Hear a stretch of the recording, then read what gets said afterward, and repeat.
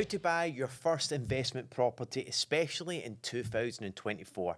Now, let's have a conversation around the market conditions right now, because once you start to understand what's happening in the market, then it's going to make making investment decisions a lot more straightforward. And then I'm going to get into my simple steps that you should follow in order to not only find your first investment property, but more importantly, how to make sure that it's the right investment and it's going to make money. And we'll talk about the next steps and how to take it from that first investment to make sure it's going to be profitable to then set you up to go into building a property portfolio. Because isn't that the goal for anyone who's thinking about getting involved in property, is having an income coming in through your property portfolio? And for me, when I get started in property at the age of 19, I was very fortunate because alongside my working job, I was building my property portfolio, and by the age of 24, I was able to replace my income because my property portfolio was bringing in more income than what I was earning in my salary. So I quit my job and became a full-time property investor, and that's where things just took off. Because I think for most people, it's the dream, isn't it? It's a dream to be financially free, and property investment can do that for you. Now, with the market, especially 2024, there's been a lot of uncertainty over the last number of years. And what we need to understand when it comes to property is property cycles. And I just want to touch on a couple of key things here. First and foremost, understand that over the long term, property prices go up in value. On average, property prices double every 10 to 15 years, despite being downturns, despite being recessions. And here's an interesting fact that you might not know. In the last 9 recessions that the economy has felt here in the UK, or global recessions, property prices were only affected twice. Now, why is that important? The first time it was affected was during all the things that happened through World War II and the rebuild of the economy, and also in 2008. So that means there's been many recessions over the last 100 plus years, yet property's only been affected twice. And if that's a wellness thing for us to know, then wouldn't it make sense to have the right strategy, but more importantly, buying the right property so you're always going to make money without the fear of a recession? Because a few things need to happen in order for property market crash to happen and property prices to be affected. Now, here's also a very interesting thing that I want to touch on. So, stocks and shares or cryptocurrency, which are incredibly volatile. For instance, if you're going to invest in a stock or you're going to invest in cryptocurrency, you do that with what? The intention that it's going to go up in value. It's going to go up in price so you can make a profit. But you don't know if that's going to be true or not. You have the assumption that it will be. But all it takes is something to happen in the market, and with the volatility of what's going on in the media, or something's gone wrong with a certain company, or whatever it may be. Elon Musk tweets about something on, Twitter, now X, and then it just shakes a stock price or a cryptocurrency price. So that's how it's incredibly volatile. And those certain asset classes like stocks and shares and crypto, you've got massive upswings to the up as well as to the down too. When it comes to property, what's crazy is the property market crash. For it to be a crash, you only need to see a 10% drop over a 12-month period. Now, how ridiculous is that when you put things into perspective? When you put things into perspective, that a 10% drop in property over a year, I mean, stocks and shares and crypto, that happens on a daily basis in most cases. But yet in property, it's deemed a property market crash if property prices drop by 10% over 12 months. And that makes sense, because I'm going to give you a perfect example of my first investment property, which almost took me out the game because I did all the mistakes that you should not do because of being a new investor. So we found a property, and here's mistake number 1. We got emotionally attached to that property. Emotions kicked in. We went to view the property. We fell in love with it. It's a story behind it in the sense of the location, and we knew it very well. And so me and my partner at the time, we get excited about this property. The problem is, though, is the estate agent was putting a lot of pressure on us. It's going to go to a closing date if you don't put in an offer. And at that time, that property was only worth £85,000. But we get told that it's going to go way over the market value. And then again, because we were so emotionally caught up and we wanted to buy the property, we end up paying £98,000, getting caught up in the hype in the market, getting caught up with the estate agent telling us that there's a lot of interest, and also not doing our due diligence and knowing the numbers. I mean, of course, I was only 19 at the time, and I thought, well, you can't go wrong buying property. But I bought that property in September 2008. Now, if you're wondering what happened back then, around about that time is where Lehman Brothers closed their trading floor and shook the whole market. And then AIG followed suit. But not only that, that's where we started having big banks like Northern Rock starting to fail. And that was the last big recession that really affected property prices. Now, here's what's interesting about that property and putting things into perspective. That property that we paid £98,000 for, which was only worth 85, so we already overpaid. That property, we get affected the most in that in terms of the downturn because we overpaid.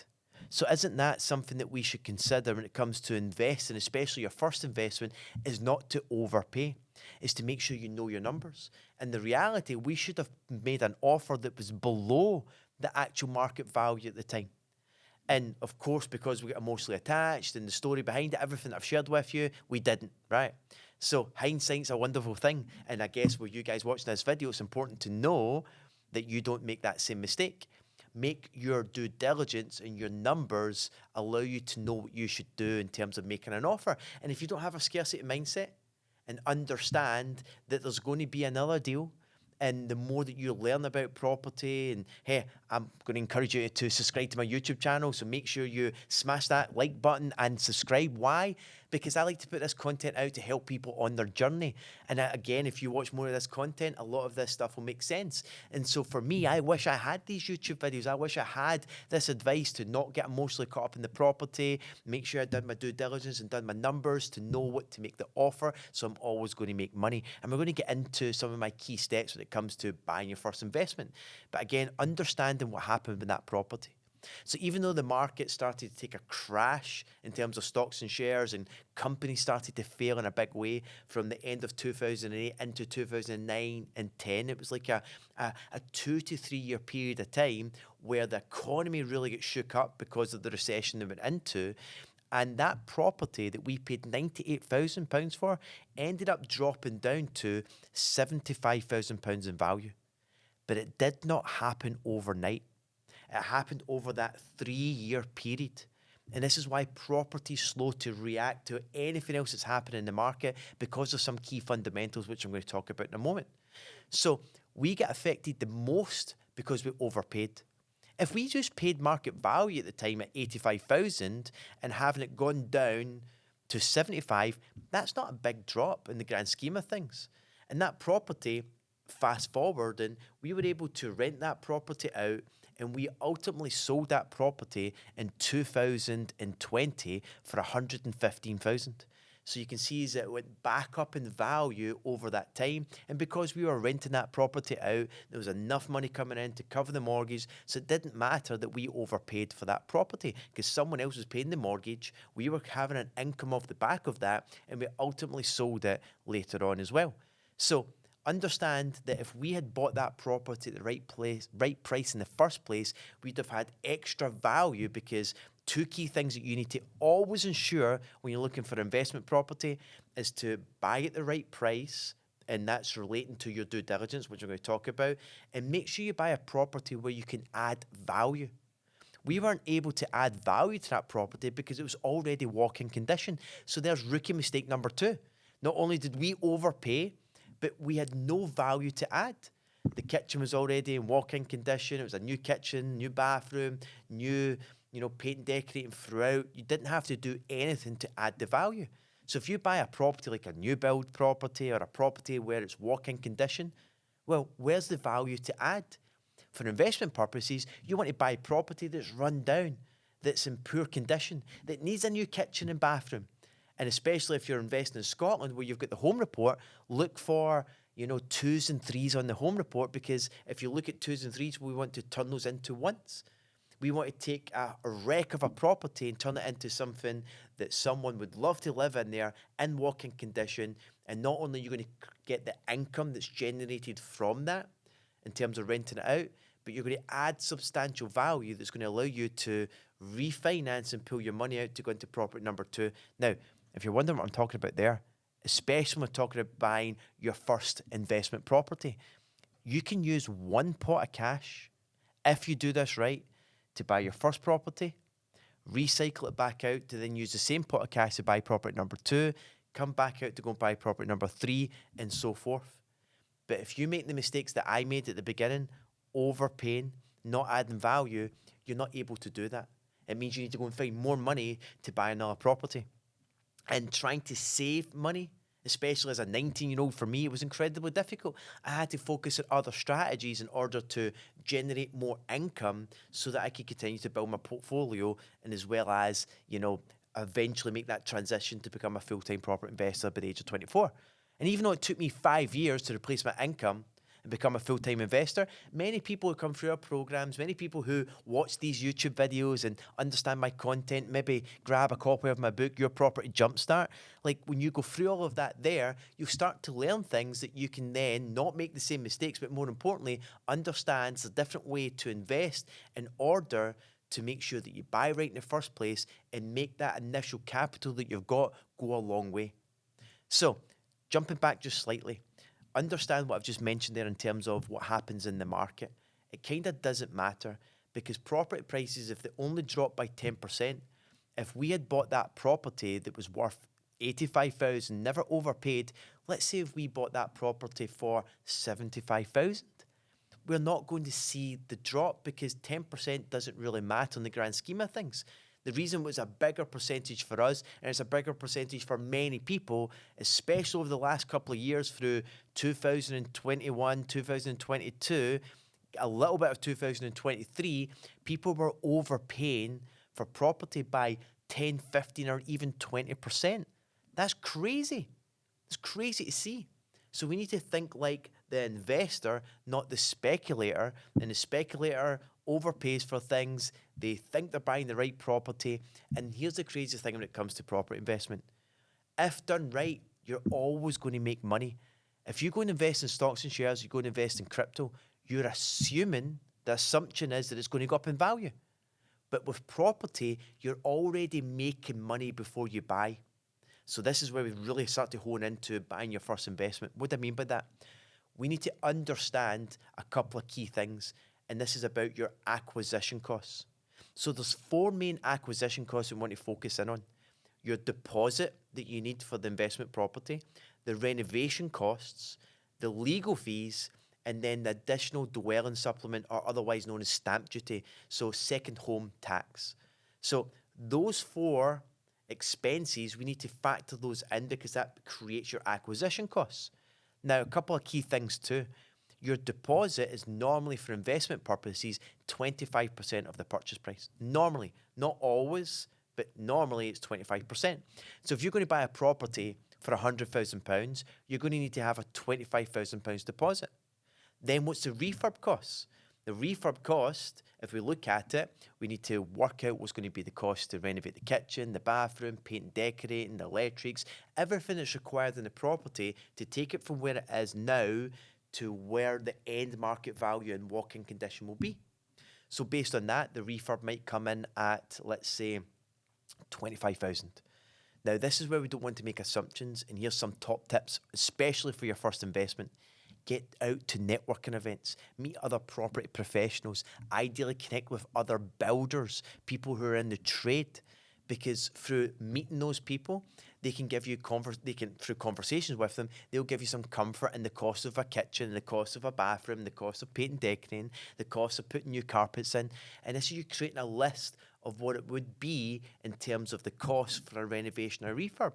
And if you're getting a couple of different opinions from 2 or 3 builders, you're going to start to firm up what the cost will be.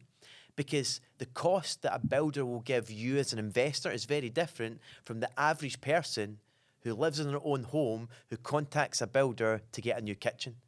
Because again, most builders, if you were to go to them to get a price on a kitchen, you're going to get 3 different prices if you have 3 different builders. And the best strategy here is to work with the builders who use investors or work with investors to let them know the type of kitchen is required for investment purposes and the best price based on working with an investor.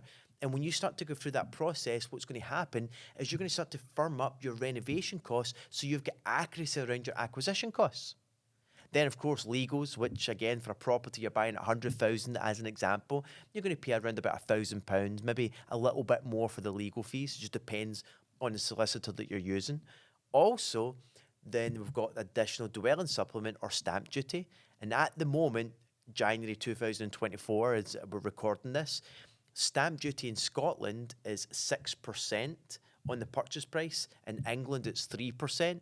And of course, again, if you go to and search in Google stamp duty calculator and you put in the property purchase price, then it will tell you what that stamp duty cost will be. So let's assume it's in Scotland, okay? That means it's a 6% stamp duty, so it's £6,000. So with that in mind, we need to add up our acquisition costs, the renovation costs, the deposit, the legals, the stamp duty. And when you add all of that up, then in this example here, you're in for the best part of what? So we've got £25,000 deposit, £25,000 refurb, so that's 50k plus the stamp duty at 56, and let's say legals are £1,000. So you're in for £57,000. Now you may ask, well, Paul, I don't have £57,000 as my first investment. Well, maybe you want to watch some of my other videos where I talk about how to joint venture with other people who do have money, because that's my story. I never had money when I got started. I had no money, no contacts, no knowledge, no prior experience. Hey, I was 19. So off the back of that, when I got started, I started to joint venture with other people. I could find a deal, they would put the money in, and we would split the profits, right? So there's other strategies. But an example here about having an investment pot here, in this example, 57,000, we want to make sure we buy the right property at the right discount. So ideally buying at discount, we'll essentially want to add value. And by adding value, because you're spending, in this example, £25,000 on the renovation, it's going to increase the end market value of the property. And this is what we need to understand when it comes to doing our due diligence when we're looking at our property investment, is we need to identify 2 things. What is the current market value of the property in its current condition? And what is the end market value once we renovate and modernise the property? And you'll get good at identifying those values when you're keeping a pulse on your goldmine area and the location you're looking to invest, and you start to see 2 beds, 3 beds, 4 beds, and different values of different property types. If you just put in 20 minutes a day, 4 days a week, not even the whole week, and you just do that week on week, you'll start to understand your goldmine area, you'll start to see property values, you'll start to see discrepancies and start to see patterns that you will get good at. This is a process you're going to have to trust. If you put the work in, that will happen. You'll start to get good at understanding the value of properties. Hey, start in your own home just now, whether you're living in your own home or renting or living with our parents, whoever it may be. Use your own home as an example to try and firm up, what do you think the current market value is? And is there value to be added? And if so, what would be the end market value? And the reason why I share this and how it's almost, I say almost, impossible to lose money in property, because once you've done your due diligence, you've done all your numbers, you know your acquisition costs, in this example, 57,000 with the legals, then we know if we buy right, add value, we're able to refinance up to the new market value of the property once we renovate it and spend the £25,000. And if we do that right, we're able to then refinance and pull all that money back out. So the same money that bought you property number 1 comes back out for you to then go and use that same pot of cash to buy property number 2. And if you do the same process, it comes back out, goes and buys property number 3.